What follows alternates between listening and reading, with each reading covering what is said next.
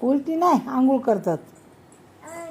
हा, आंघोळ करतात, तोंड धुतात. हा, दात घासतात, तोंड धुतात. उलटी नाही. तुला काय वाटलं उलटी करतात? नाही, आंघोळ करतात पप्पा. तुला करायची आंघोळ? तुला करायची का पप्पा संग आंघोळ? का? हा, अगं उलटी नाहीत करत.